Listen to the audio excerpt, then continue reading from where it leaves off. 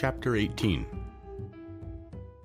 Hours later, the candle finished, and it was completely dark.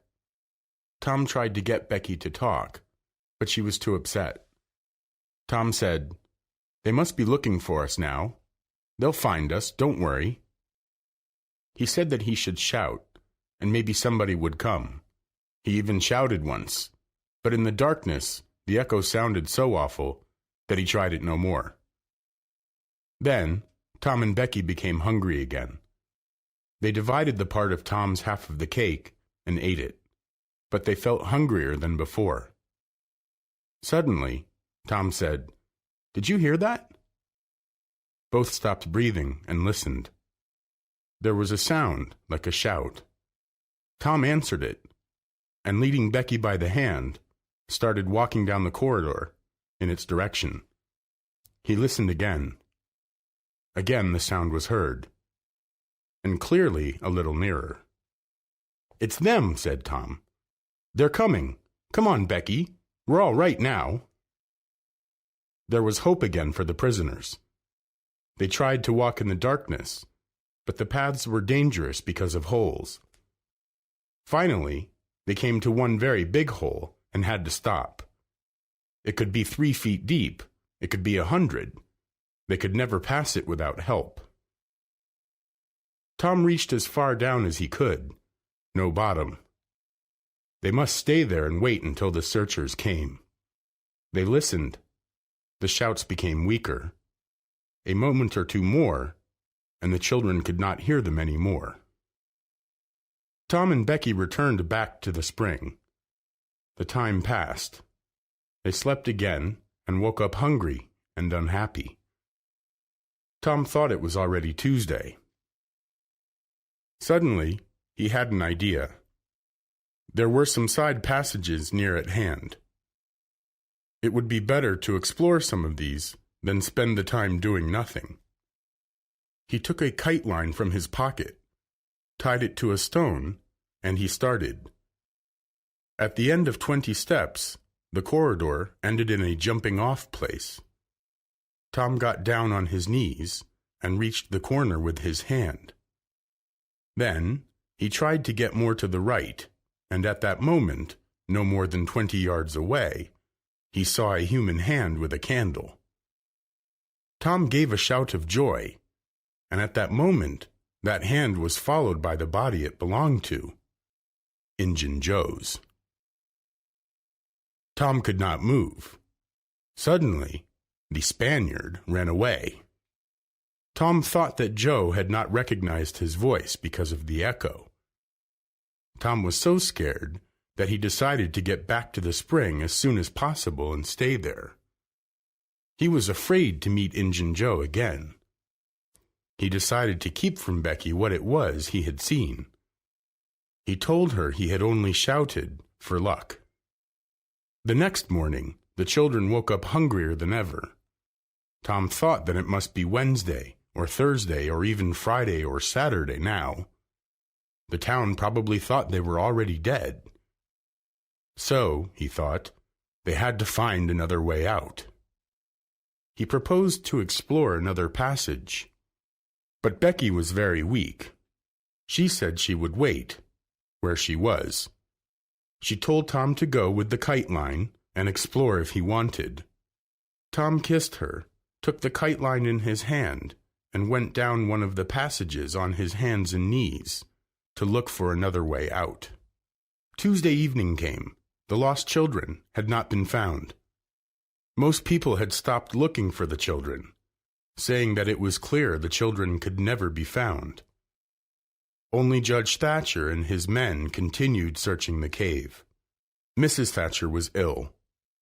Aunt Polly's gray hair had grown almost white.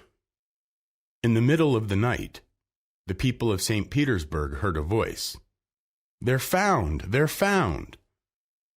Most citizens moved towards the river and welcomed the children. Nobody went to bed again. It was the greatest night the little town had ever seen. The children were taken to Judge Thatcher's house. During the first half hour, a procession of people entered the house, seized Tom and Becky and kissed them. the happiness of Aunt Polly and Mrs. Thatcher was complete. Tom told the story of the wonderful adventure, making it even more impressive.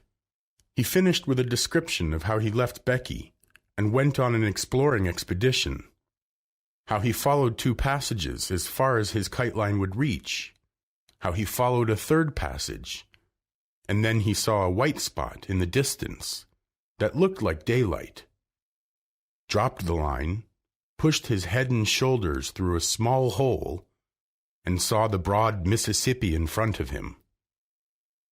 He told how he went back for Becky and told her the good news, and she was too weak and tired to go. He described how he convinced her, and how happy she was when she could see the daylight, how he pushed his way out of the hole and then helped her out, how they sat there, how he saw some men in a boat and told them about their situation, how the men didn't believe his words at first, because, they said, you were 5 miles from the cave. Then took them to a house, gave them supper, and then brought them home. Tom and Becky stayed in bed all of Wednesday and Thursday. They were very weak after 3 days and nights spent in the cave. Tom went out for some time on Friday and was as good as ever by Saturday. But Becky left her room only on Sunday, and then she looked pale. Tom learned of Huck's sickness and went to see him on Friday, but he was not allowed to see him until Monday. The widow Douglas let the boy visit his friend then, but asked him to say nothing about his adventure and not to talk about anything that could make Huck excited. At home, Tom learned of the Cardiff Hill event. He also learned that the body of Injun Joe's partner had been found in the river. 2 weeks after Tom's return from the cave, he went to visit Huck, who was strong enough now to hear an exciting story.